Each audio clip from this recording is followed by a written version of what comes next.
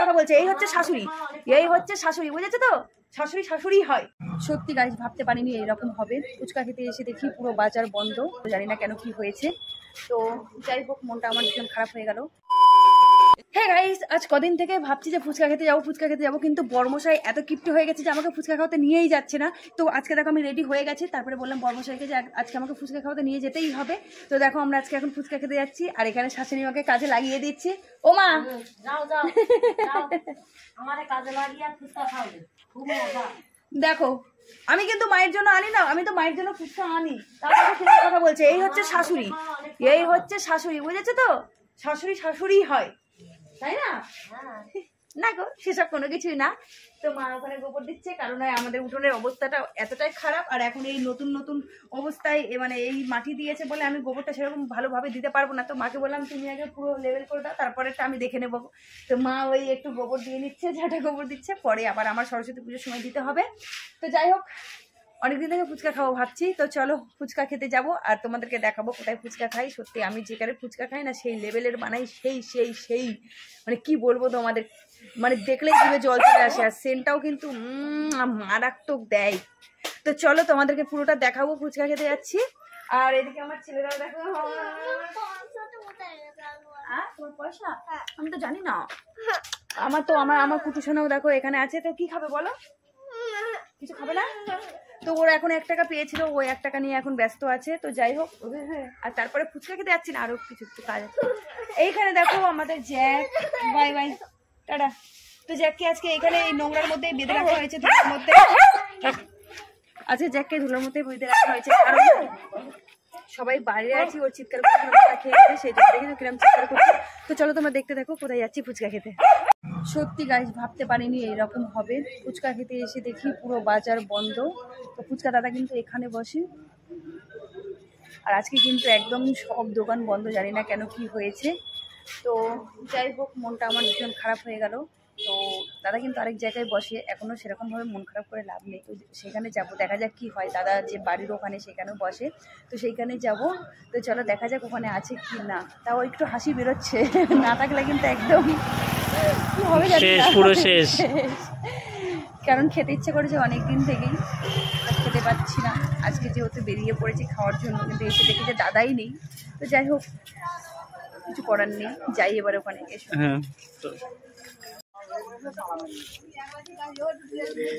দেখো এত খোঁজার পরে এখন এসে দাদাকে এখানে পেলাম। আমি বললাম এখানে পাওয়া যাবে, তো এখানেই পাওয়া গেছে। কারণ বাজারে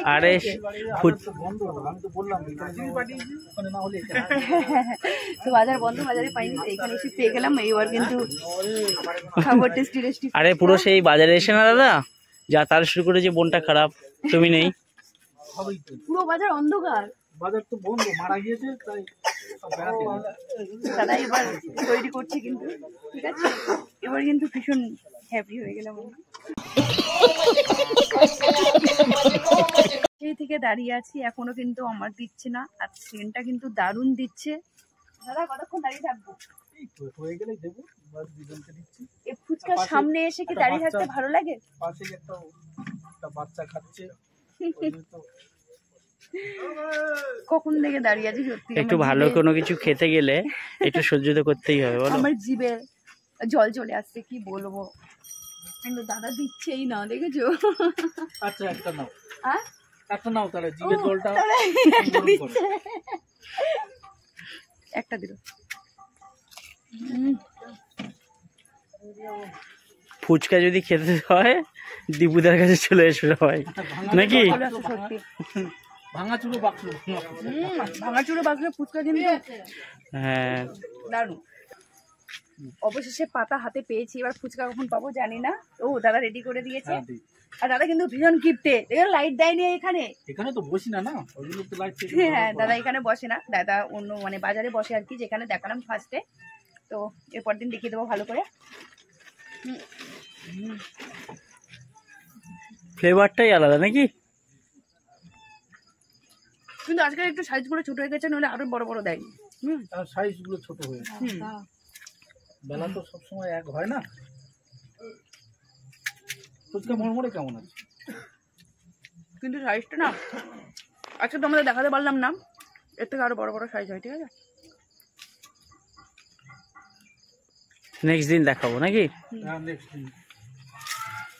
গতকালই